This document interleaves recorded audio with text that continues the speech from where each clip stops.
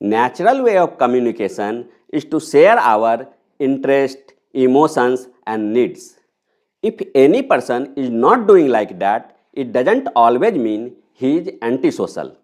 He might be suffering from autism, जिसकी वजह से उसे कम्युनिकेट करने में प्रॉब्लम आती हो या रिलेशनशिप मेंटेन करना टफ लगता हो.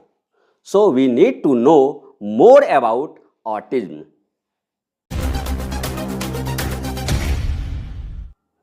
Friends, through this video, today I am sharing general information about autism. Please watch this video completely and also share so that more and more people autism के बारे में जान सके और समझ सके. तो let's start. Autism is a one type of neurodevelopmental disorder. और इस तरह के डिसऑर्डर के लिए एक ब्रॉड टर्म है ASD, means autism spectrum disorder.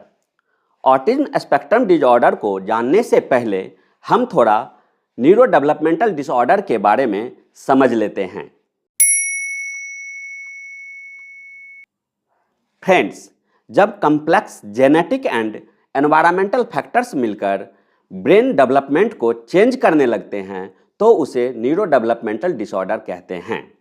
Means इसमें ब्रेन के नॉर्मल फंक्शंस अफेक्ट होते हैं. जनरली इस तरह के डिसऑर्डर का पता चाइल्डहुड में चल जाता है, लेकिन ये एडल्ट होने तक भी बने रह सकते हैं. और बहुत ही रेयर केस में ऐसा होता है कि जब एडल्ट होने के बाद भी इन डिजीज को आइडेंटिफाई नहीं किया जा पाता है. इन न्यूरो डेवलपमेंटल डिसऑर्डर्स में कई तरह के डिसऑर्डर्स आते हैं, like attention deficit hyper active disorder, developmental coordination disorder, TIC disorder, intellectual disability, autism spectrum disorder और स्पीच साउंड डिसऑर्डर. इन सब में आज हम ऑटिज्म स्पेक्ट्रम डिसऑर्डर के बारे में जानेंगे. ऑटिज्म स्पेक्ट्रम डिसऑर्डर में पर्सन को कम्युनिकेट करने में प्रॉब्लम होती है. उसे सोशल इंटरेक्शन करना काफ़ी ज़्यादा कठिन लग सकता है. इस डिजीज को फेस कर रहे लोगों में रेस्ट्रिक्टेड बिहेवियर्स पाया जाता है. उनके इंटरेस्ट में कुछ भी नयापन नहीं देखा जाता और रिपीटेशन उनकी बिहेवियर में नज़र आता है. ये डिजीज पूरी दुनिया में पाई जाती है and its prevalence, about 1 in 36 children has been identified with autism spectrum disorders, according to estimates from CDC's Autism and Developmental Disability Monitoring Network of USA. और बॉयज़ एंड गर्ल्स में इसका रेशियोज 4:1 का होता है. इसका मतलब ये हुआ कि जहां 100 बॉयज़ में 4 बॉयज़ में ये डिजीज पाई जाती है, वहीं 100 गर्ल्स में 1 गर्ल में ये डिजीज मिलती है. The estimated prevalence in India is around 1 in 68 children and a male to female ratio is approximately 3:1. Time के साथ ऑटिज्म केसेज में काफ़ी इंक्रीमेंट होती जा रही है, जिसका रीज़न कुछ एक्सपर्ट्स एनवायरमेंटल चेंजेज को मानते हैं. तो according to some of the experts इसका रीज़न अवेयरनेस बढ़ना और ज़्यादा डायग्नोसिस होना है. इस डिजीज के प्रति अवेयर होना कितना ज़रूरी है ये इस बात से पता चल जाएगा कि 2 अप्रैल को world autism awareness day celebrate किया जाता है. There are many types of autism. इसके 5 सब टाइप्स होते हैं. फर्स्ट है autism with intellectual impairment, means autism with loss of mental ability और विदाउट दिस. सेकेंड है autism with language impairment, means autism with loss of language और without this. Third है किसी non medical या genetic conditions या environmental factors से जुड़ा हुआ ऑटिज्म. और फोर्थ है किसी न्यूरो डेवलपमेंटल, मेंटल या कैटाटोनिया के साथ बिहेवियरल डिसऑर्डर से जुड़ा हुआ ऑटिज्म। कैटाटोनिया वो बिहेवियरल सिम्टम्स है जिसमें पर्सन नॉर्मली मूव नहीं कर पाता है। और फिफ्थ है जिसमें वन पर्सन में more than one subtypes मिल सकते हैं। After knowing 5 subtypes of autism, now we understand its symptoms. Generally इसके सिम्टम्स अर्ली चाइल्डहुड में पता चल जाते हैं, means in 12 to 24 months of age. इस तरह के सिम्टम्स में बच्चे के लैंग्वेज एंड सोशल इंटरेक्शन में डिले देखा जा सकता है। ऑटिज्म के सिम्टम्स को 2 कैटेगरीज में डिवाइड किया गया है। First is problem with communication and social interaction, and second is restricted or repetitive patterns of behaviors or activities. Problem with communication and social interaction category में इस तरह के सिम्टम्स देखे जा सकते हैं, लाइक कम्युनिकेशन इशू होना जिसमें इंटरेस्ट एंड इमोशन शेयर करने में प्रॉब्लम होना, इसी तरह आई कांटेक्ट करने में प्रॉब्लम होना, बॉडी लैंग्वेज समझने में दिक्कत आना और रिलेशनशिप डेवलप करने में डिफिकल्टी होना शामिल है। जबकि रेस्ट्रिक्टेड और रिपीटेटिव पैटर्न्स ऑफ बिहेवियर्स और एक्टिविटीज कैटेगरीज में इस तरह के सिम्टम्स देखे जा सकते हैं, लाइक रिपीटेटिव मूवमेंट्स, मोशन और स्पीच पैटर्न होना, अपने स्पेसिफिक रूटीन और बिहेवियर्स के लिए रिजिड रहना और आसपास से मिलने वाले स्पेसिफिक सेंसरी इंफॉर्मेशन के लिए सेंसिटिविटी बढ़ना और घटना। ऑटिज्म बच्चों को किस तरह अफेक्ट करता है ये जानने के लिए आप ये देखिए कि ऐसे बच्चे अपने पीयर ग्रुप की तरह डेवलप कर रहे हैं कि नहीं, उन्हें स्पीकिंग में डिफ़िकल्टी होती है या उनकी लैंग्वेज स्किल वीक होती है। ऐसे बच्चे दूसरे से इंटरेक्ट करने में प्रॉब्लम फील करते हैं और इसे इग्नोर भी करने लगते हैं। उन्हें स्लीप में प्रॉब्लम हो सकती है और अपने आसपास के माहौल में थोड़ा भी चेंज हो तो उन्हें परेशानी महसूस होती है। उन्हें अकेले रहना पसंद आने लगता है। अपने फर्स्ट बर्थडे पर भी वो अपना नाम सुनकर रेस्पॉन्स नहीं देते।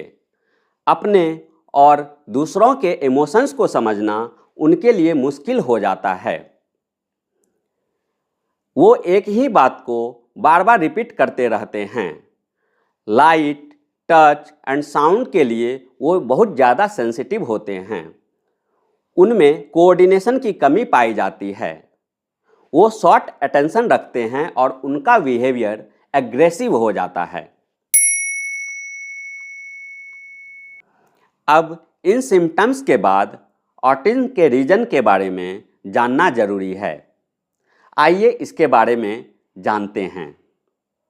ऑटिज्म होने का एग्जैक्ट रीजन तो अभी तक पता नहीं चल पाया है, लेकिन रिसर्च बताते हैं कि इसका कोई एक रीजन नहीं होता है, बल्कि कई सारे रीजन्स मिल करके ऑटिज्म करते हैं और ऑटिज्म के रीजन्स हो सकते हैं, लाइक फैमिली में किसी को ऑटिज्म होना, जेनेटिक म्यूटेशंस होना, जेनेटिक डिसऑर्डर्स होना, लो बर्थ वेट होना, पेरेंट्स की एज काफ़ी ज़्यादा होना, मेटाबॉलिक इम्बैलेंस होना, एनवायरमेंटल टॉक्सिन्स और हैवी मेटल्स के ज़्यादा कांटेक्ट में होना।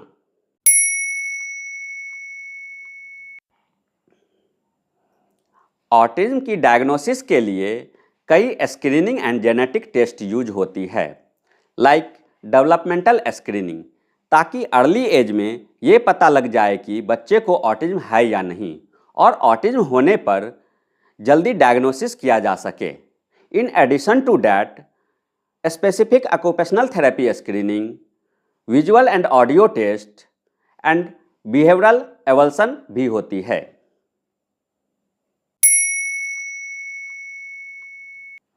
After diagnosis, there is a need of treatment. Unfortunately, there is no treatment for complete cure. But if early intervention is started at the earliest in a proper way, then it can be moved towards recovery. इस तरह के therapeutic intervention में different therapist का help लिया जाता है, like occupational therapy, speech therapy, behavioural therapy and special education. Parents को different therapist के साथ मिल करके वर्क करना होता है। हर पर्सन इस ट्रीटमेंट के लिए अलग अलग रेस्पॉन्स देता है, यानी कुछ केसेज में इसका बहुत फ़ायदा होता है तो कुछ केसेज में ज़्यादा फ़ायदा नहीं होता है। ये उसके एज, ऑटिज्म टाइप्स, सिम्टम्स जैसे कई फैक्टर्स से अफेक्ट होता है।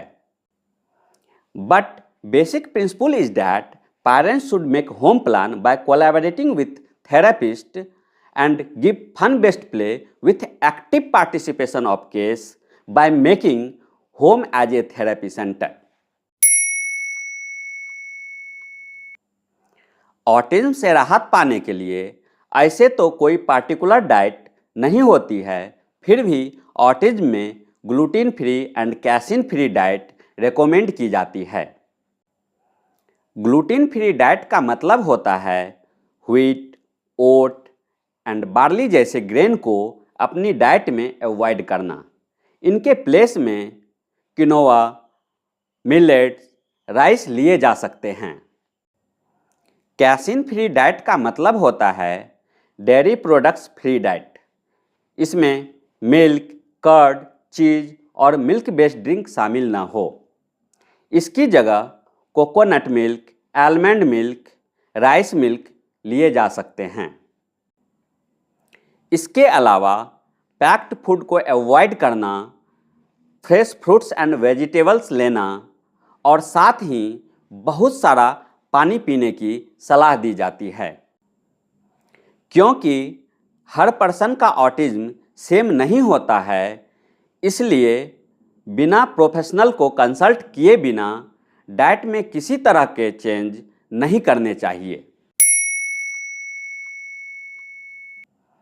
तो फ्रेंड्स, आप ये समझ गए होंगे कि ऑटिज्म क्या है, ये किस एज में हो सकता है, इसके लिए अवेयर होना कितना ज़रूरी है और जल्द से जल्द डायग्नोज होना भी ज़रूरी है।